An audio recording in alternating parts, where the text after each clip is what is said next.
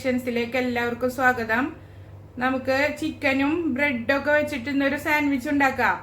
അതിന് വേണ്ടിയിട്ട് ഞാൻ ചിക്കന് ഉപ്പും കുരുമുളകും മല്ലിപ്പൊടി മഞ്ഞൾപ്പൊടി ഗരം മസാല ഒക്കെ ഇട്ട് വേവിച്ചിട്ട് കൈകൊണ്ട് പിച്ചിയെടുത്ത് വെച്ചതാണിത്. കണ്ട, ഇതുപോലെ ചെറിയ ചെറിയ കഷ്ണങ്ങളാക്കിയിട്ട് പിച്ചിയെടുക്കണം. പിന്നെ ഒരു 8 സ്ലൈസ് ബ്രെഡ് എടുത്ത് വെച്ചിട്ടുണ്ട്. ഒരു വലിയ സവാള ചെറിയ കഷ്ണങ്ങളാക്കിയിട്ട് കട്ട് ചെയ്ത് വെച്ചിട്ടുണ്ട്. പിന്നെ അല്പം ഇഞ്ചി കൊത്തി അരിഞ്ഞെടുത്തിട്ടുണ്ട്. ഒരു ചെറിയ പീസ് കൊത്തി അരിഞ്ഞെടുത്താൽ മതി.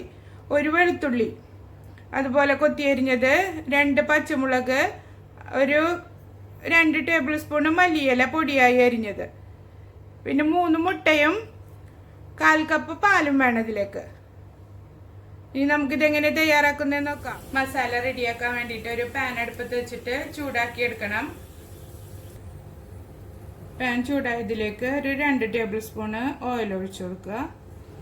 അതിലേക്ക് സവാള പൊടിയായി അരിഞ്ഞത് ഇട്ട് കൊടുക്കുക.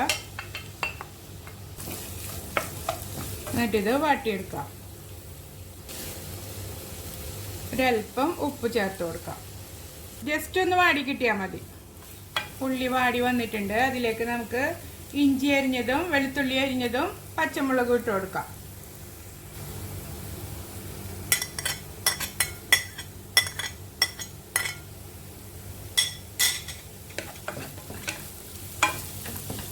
എന്നിട്ട് ഒന്നും കൂടെ വഴറ്റിയെടുക്കുക.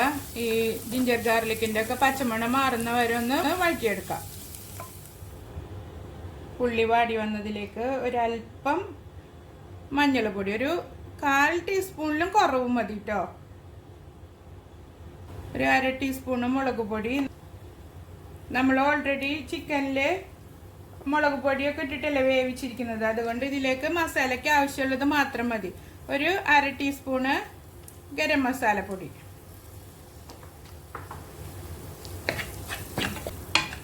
നിങ്ങൾ ആദ്യമായിട്ടാണ് എൻ്റെ ചാനൽ കാണുന്നുണ്ടെങ്കിൽ സബ്സ്ക്രൈബ് ചെയ്യാനും ലൈക്ക് ചെയ്യാനും ഫ്രണ്ട്സിനും റിലേറ്റീവ്സിനൊക്കെ ഷെയർ ചെയ്യാനും മറക്കരുത് കേട്ടോ. തൊട്ടടുത്തുള്ള ബെൽ ബട്ടൺ ഓണാക്കി വെക്കുകയാണെങ്കിൽ ഞാൻ ഇടുന്ന വീഡിയോസിൻ്റെ നോട്ടിഫിക്കേഷൻ നിങ്ങൾക്ക് ലഭിക്കും.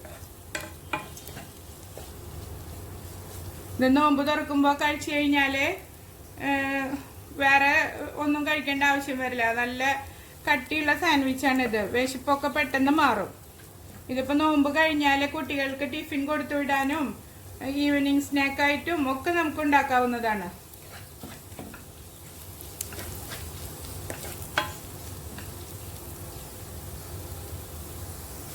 മസാലയുടെ പച്ചമണം എല്ലാം മാറി വന്നിട്ടുണ്ട്. ഇനി നമുക്ക് മല്ലിയില അരിഞ്ഞത് ഇട്ട് കൊടുക്കാം.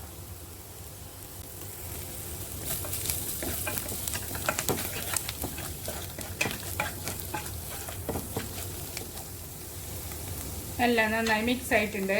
ഇനി നമുക്ക് ചിക്കൻ വേവിച്ചത് ഇട്ട് കൊടുക്കാം. ഇത് 1 കപ്പ് ചിക്കൻ ഉണ്ട് വേവിച്ചിട്ട് പിച്ചിയെടുത്തത്.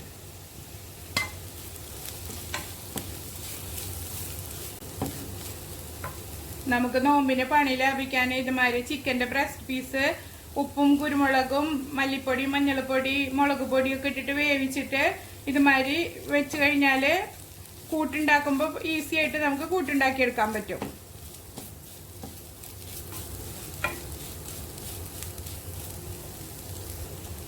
ഒരല്പം ഉപ്പിട്ട് കൊടുക്കുക. അല്പം മതി. നമ്മൾ ചിക്കനിലും ഇട്ടിട്ടുണ്ട്, പിന്നെ ഉള്ളി വഴറ്റുമ്പോഴും ഇട്ടിട്ടുണ്ടല്ലോ. അപ്പോൾ ഒരല്പം ഉപ്പ് ചേർത്ത് കൊടുത്താൽ മതി. നന്നായി മിക്സ് ചെയ്തിട്ട് ഒരു 2-3 മിനിറ്റ് ഇതിലിട്ടിട്ടൊന്ന് വേവിച്ചെടുക്കാം. 2-3 മിനിറ്റ് ഞാനിതിലിട്ടിട്ട് വേവിച്ചെടുത്തിട്ടുണ്ട്. ഇനി നമുക്ക് തീ ഓഫ് ചെയ്ത് കൊടുക്കാം. ഇനി മുട്ട പൊട്ടിച്ചിട്ട് ബീറ്റ് ചെയ്തെടുക്കണം. അതിനൊരു ബൗൾ എടുത്തിട്ട് അതിലേക്ക് 3 മുട്ടയും പൊട്ടിച്ചൊഴിച്ചു കൊടുക്കുക. അതൊന്ന് ബീറ്റ് ചെയ്തെടുക്കാം. ഇനി ഇതിലേക്ക് നമ്മൾ എടുത്ത് വെച്ചിരിക്കുന്ന 1/4 കപ്പ് പാൽ ഇതിലേക്ക് ഒഴിച്ചു കൊടുക്കുക.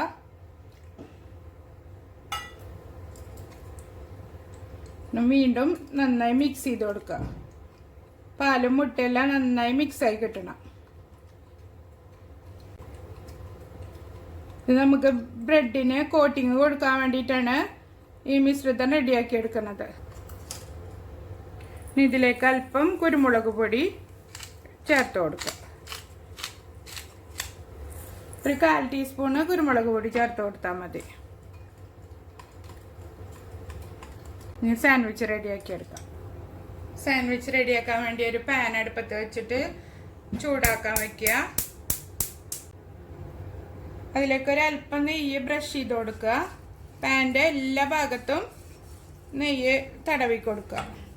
എന്നിട്ട് ബ്രെഡ് ഒരു 4 എണ്ണം ഈ മുട്ടക്കൂട്ടിൽ മുക്കിയിട്ട്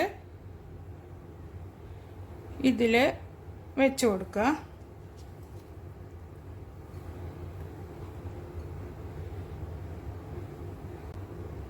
ഈ മുട്ടയുടെ മിശ്രിതത്തിലേക്ക് ഒരു നുള്ള ഉപ്പ് കൂടി ചേർത്ത് കൊടുക്കണം കേട്ടോ. ഞാനതപ്പോൾ കാണിക്കാൻ മറന്നുപോയി.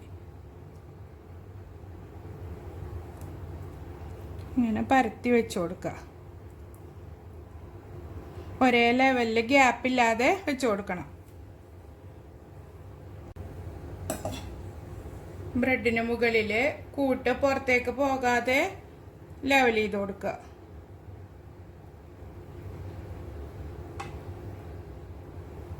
കൂട്ട് നിരത്തി കൊടുത്തിട്ടുണ്ട്. അതിന് മുകളിൽ നമ്മൾ താഴത്തെ ലെവലിൽ ചെയ്ത പോലെ ബ്രെഡ് മുട്ടക്കൂട്ടിൽ മുക്കിയിട്ട് ഈ കൂട്ടിന് മുകളിൽ നിരത്തി കൊടുക്കുക.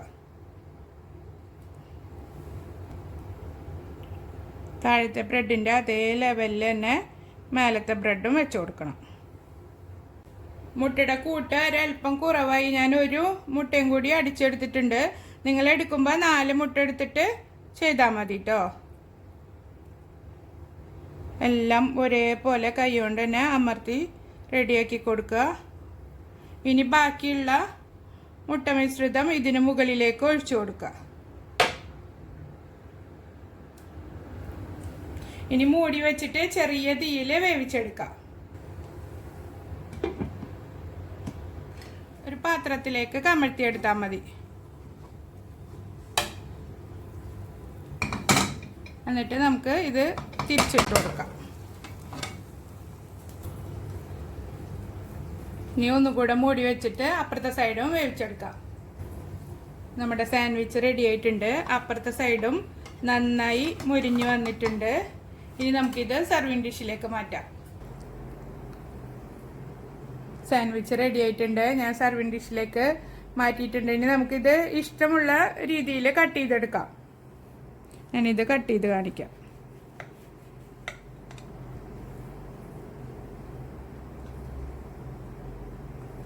കണ്ട,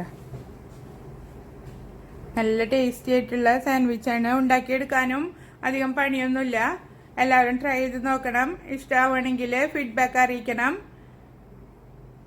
എൻ്റെ ചാനൽ സബ്സ്ക്രൈബ് ചെയ്യാനും ലൈക്ക് ചെയ്യാനും ഷെയർ ചെയ്യാനും മറക്കരുത്. അടുത്തൊരു വീഡിയോയുമായി വീണ്ടും കാണാം.